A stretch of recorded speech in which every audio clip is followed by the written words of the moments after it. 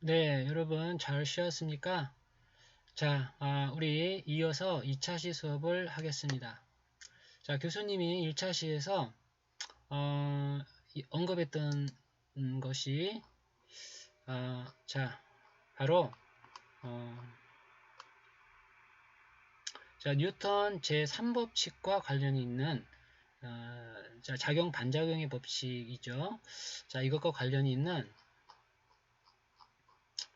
자, 로켓의 추진에 관해서 이야기를 했습니다.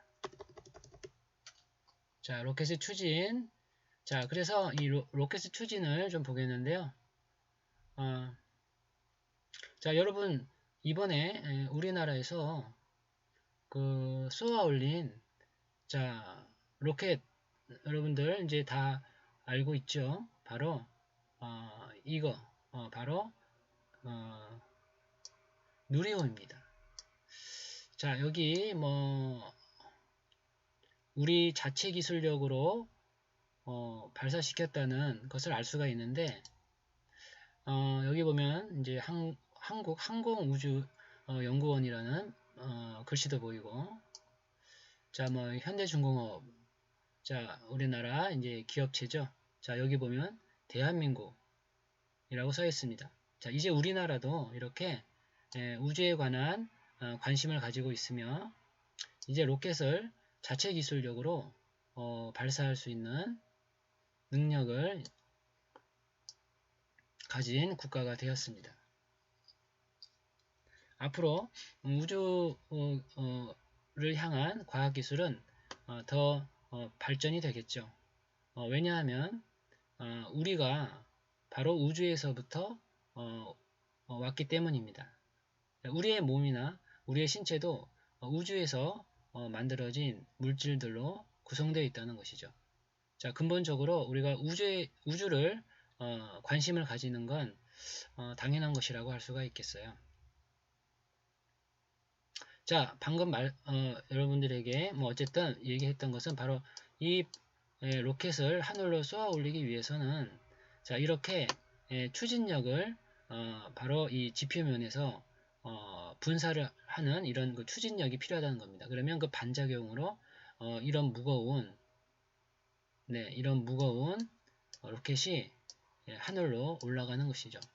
자, 여기 보면 이 사람 크기가 보이는 걸 알 수가 있죠. 그러니까 이 로켓은 또 쇳덩이죠. 이게 얼마나 하늘로 쏘아 올린다는 게 어려운 일인가를 알 수 있습니다. 자, 그것을 우리 기술력으로 이제 해냈다는데, 자, 이번 로켓의 발사는 아주 의미가 있다고 할 수가 있겠어요.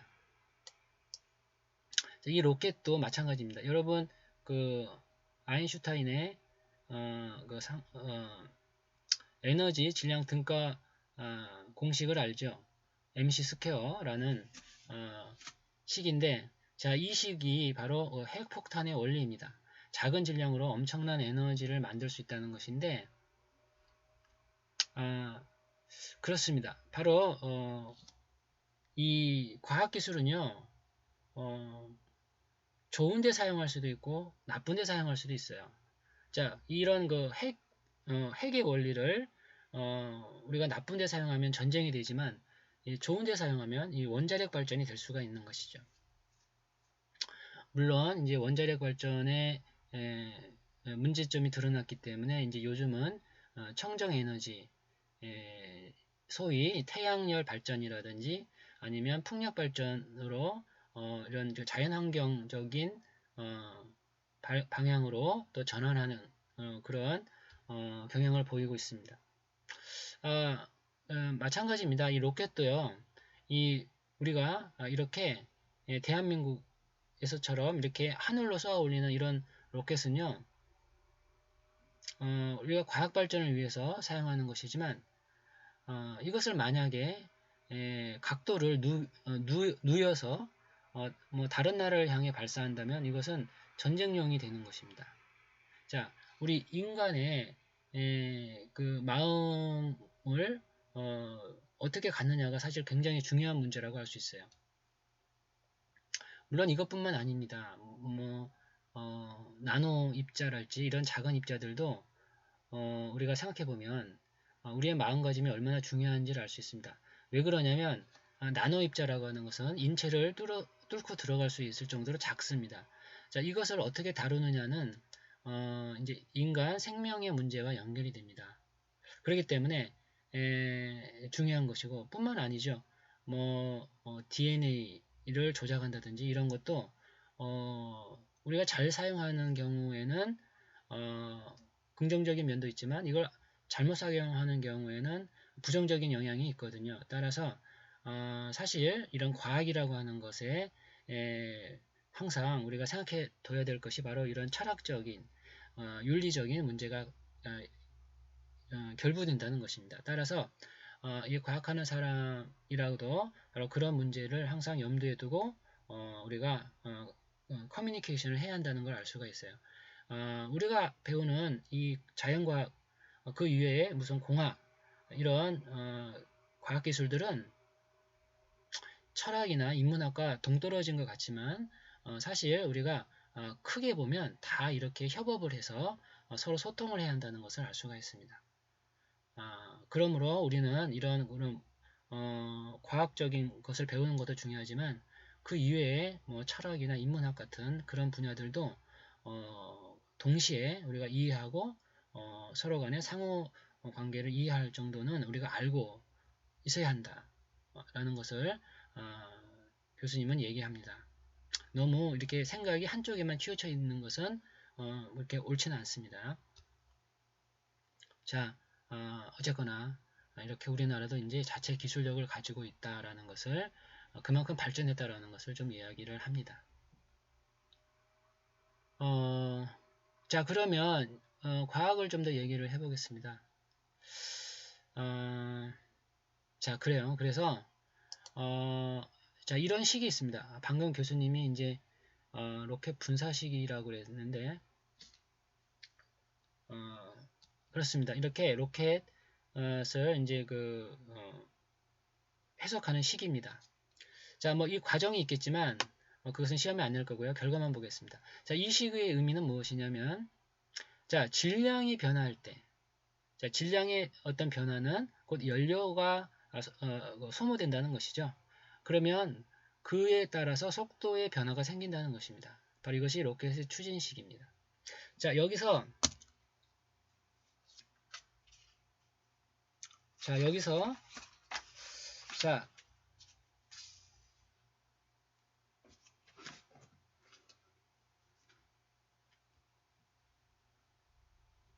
여기서 이 기호가 있는데 자, 요것만 좀 설명할게요. 요 기호가 있는데 자, 요 기호는요. 로그 중에서 자연 로그를 의미합니다. 자, 여러분 중학교나 고등학교 때 수학책에 보면 등장했던 자연 로그입니다. 여기 좀 써볼까요? 자, 바로 이 ln이라고 하는 것은 로그이고요.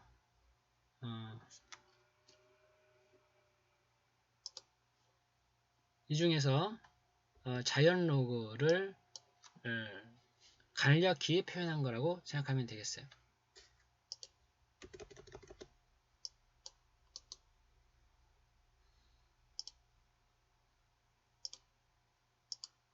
자, 이겁니다. 그래서 보통 과학을 기술할 때 로그는 자연 로그를 많이 씁니다. 자, 이런 식이 나온 거고요. 자, 물론 이 과정이 있겠죠. 어렵진 않으나 한 가지만 더 언급하면 자, 방금 교수님이 이 로켓의 추진이 이 로켓의 추진이라고 하는 이 내용이 6장에 있다는 것입니다. 바로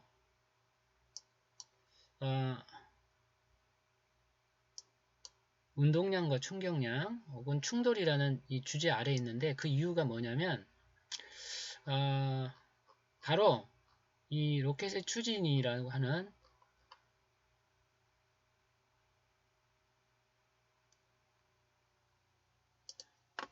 이 로켓의 추진이라고 하는 이 식이 어디서 출발했냐면 바로 운동량 보존이라고 하는 보존 법칙이라고 하는 식을 기반으로 해서 유도된 식이기 때문입니다. 그렇기 때문에 이 운동량이라는 이 챕터에 6장에 나오게 된 것이죠. 자, 방금 교수님이 얘기했듯이 뭐 유도 과정은 뭐 시험에서 제외입니다. 그러나 출제하지 않습니다. 그러나 이런 식이 이런 형태라는 것을 이제 봐두면 되겠습니다. 로그, 질량, 그리고 이쪽은 속도의 변화입니다.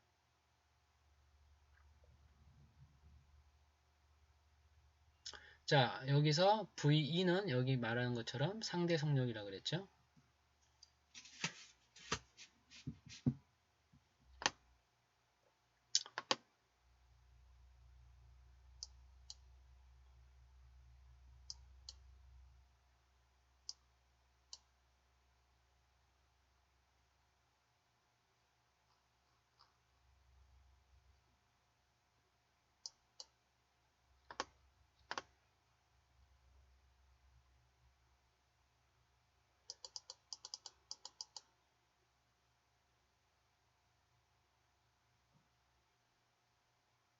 자, 그러면 다음번으로 우리가 얘기할 것이 이겁니다. 로켓의 추진력을 한번 보겠습니다. 자, 추진력 그렇습니다. 방금 말했듯이 이런 무거운 물체를 하늘로 쏘아 올리려면 추진력이 필요합니다. 자, 추진력도 힘이죠. 그렇죠? 힘입니다. 따라서 자, 이것을 힘이라고 해석하는데 힘은 무엇이었죠? 힘은 자, 어디에 기반을 두나요? 자, 뉴턴 역학법칙 제2법칙입니다. F는 ma에 기반을 두죠. 그렇기 때문에 이 식을 보면 자, F는 ma에 기반을 두는 것을 알 수 있습니다. 자, 어려운 건 아닙니다. 자, 이건 어디서 출발했느냐? F는 ma에서 출발했다는 것입니다. F 힘은 추진력도 힘입니다. F는 ma. 자, 그리고 가속도는 속도의 변화죠. 따라서 이렇게 해석이 가능하다는 것입니다. 자, 그리고 여기 보면 속도의 변화를 이제 그 질량의 변화로 표현을 바꿀 수가 있는데요. 이것을 우리는 질량의 변화율, 시간 변화, 질량의 시간 변화를 우리가 연소율이라고 합니다. 자, 이렇게 연료가 연소가 돼야지 그 반작용으로 하늘로 올라가기 때문이죠. 그래서 이것을 추진력이라고 합니다. 자, 그래서 이것을 글씨로 문장으로 쓰면은 굉장히 길죠. 그래서 이렇게 간략하게 표현한다라고 생각하면 됩니다. 자, 그 질량의 변화율 이것을 연소율이라고 했고요. 자, 여기 V2라고 쓴 건 뭐라고 그랬죠?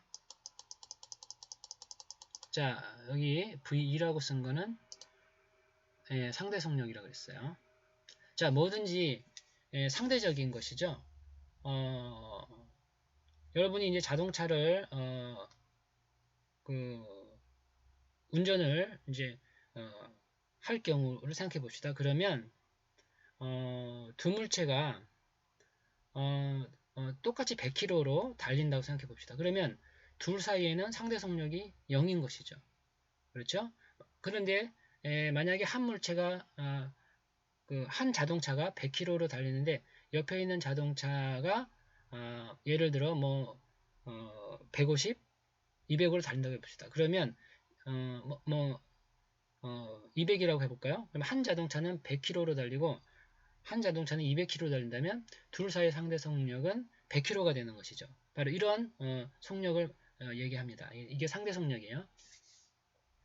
물론 우리 대한민국에서 운전할 때 200km 달리는 곳은 없죠. 거의 없다고 보면 됩니다. 저기 뭐 외국에 가면 아우토반이라는 그런 자동차 전용 도로 같은 그런 곳이라면 그런 속도를 낼 수 있지만 대한민국에서는 200km로 달린다면은 딱지 끊죠. 그죠? 그렇게 달리면 안 되죠. 네.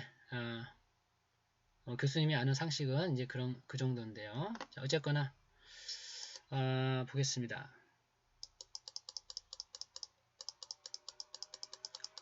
자, 로켓의 추진이 있습니다.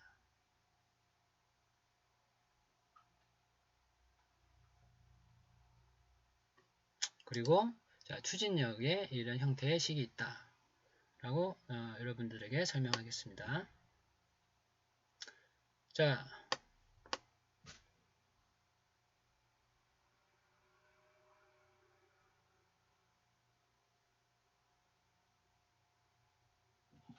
네, 그렇군요. 자, 여기까지 해서 6장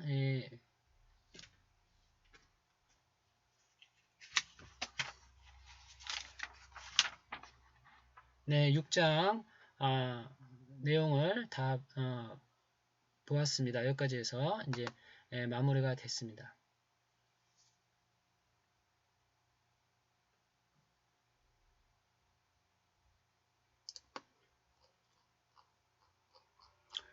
네,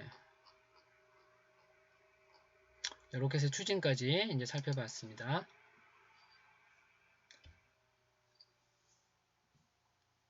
자, 그러면 이제 오늘 7장을 배워보도록 하겠습니다.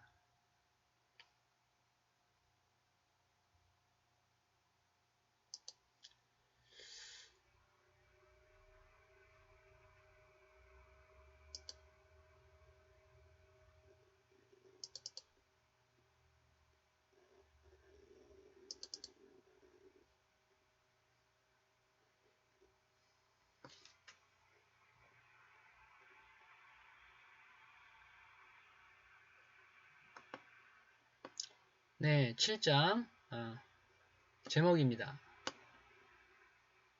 자, 회전운동과 중력입니다. 자, 회전운동 그리고 중력에 대해서 배워보겠습니다. 자, 먼저 회전운동을 다루고요. 그 다음에 중력을 다뤄보도록 하겠습니다.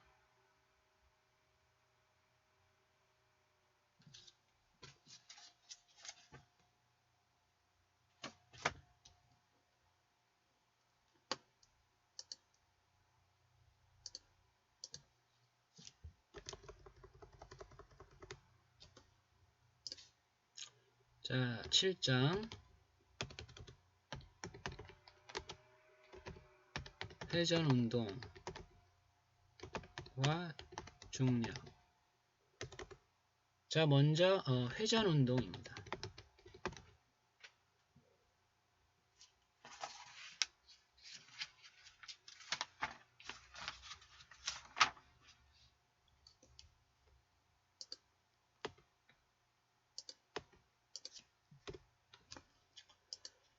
자, 여러분들 앞에서 여러분들에게 교수님이 회전운동과 관련되어 있는 물리량 하나를 얘기를 했었는데, 자, 기억나나요? 자, 이겁니다. 각운동량입니다. 자, 여기서는 이것을 염두에 두고 내용을 보도록 하겠습니다. 자, 앞에서 이 직선에서 운동량이라고 했다면, 자, 이 각운동량은 회전각을 떠올리면 되겠죠. 그래서 이게 이 회전과 관련되어 있는 운동량이라고 할 수가 있겠어요. 자, 그러면 우리 회전 운동을 배워보도록 하겠습니다.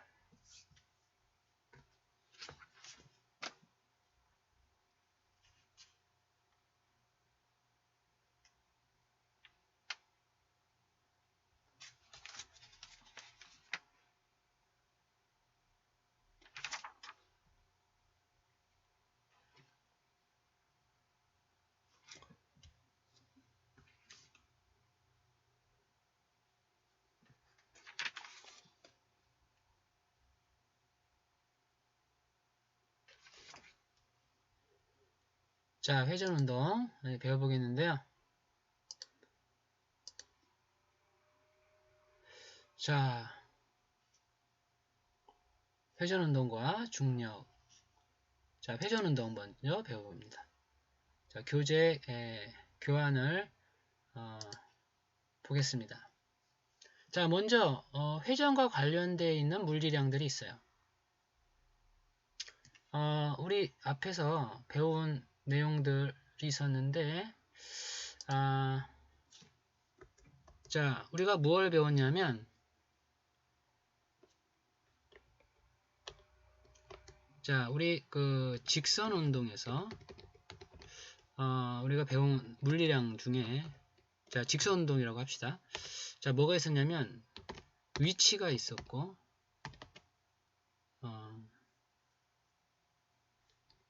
속도가 있었고, 가속도가 있었죠. 자, 그러면 이것을 자, 회전 운동에서 표현하는 물리량으로 바꿔야 된다는 것이죠.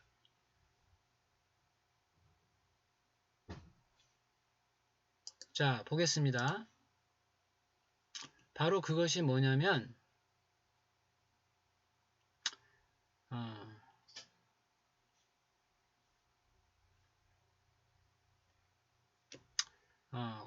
여기 주어진 것처럼 각속도와 각가속도라는 것입니다.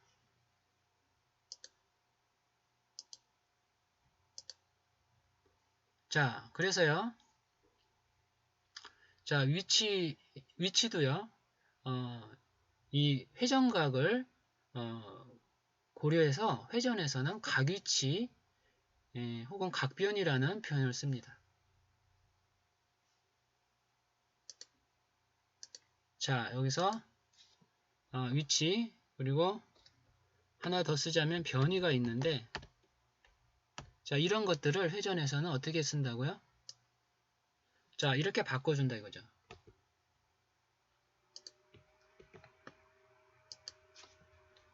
각 위치, 각 변위, 각 속도, 각가속도 이렇게. 자, 어렵진 않습니다. 회전에서는 이 각이라는 이 글자를 앞에 붙여주면 됩니다. 자, 그래서 이 회전각과 연결이 된다라는 의미입니다.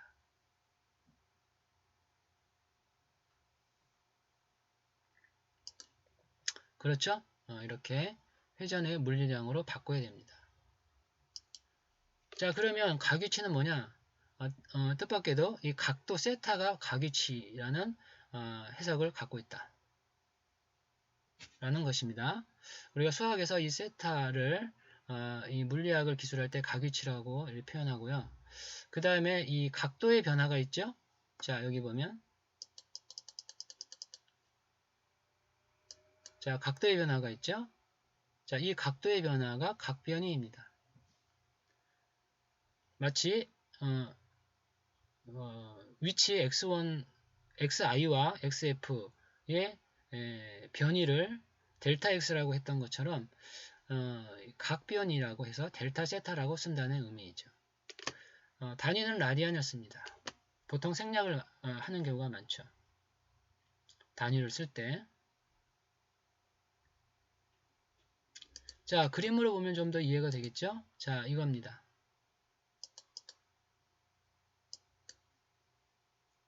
자, 이렇게 원이 있을 때 반지름이 있고요. 각도가 있죠.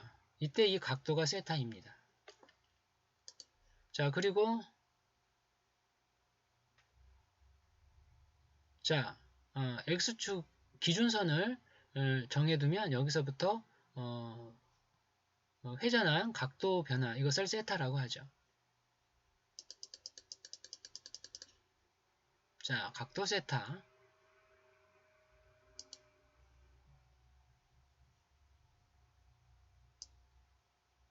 자, 그래서 각위치 세타. 그렇죠? 각위치 세타. 그리고 각변이 델타 세타. 이렇게 배워두겠습니다.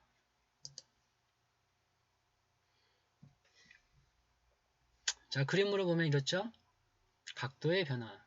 델타 세타는 처음 각 세타 i와 나중 각 세타 f의 변화량을 말합니다. 자, 해서 2차시 수업은 여기까지 하고요. 자, 이어서 3차시에서 하겠습니다. 자, 잠깐 쉬겠습니다.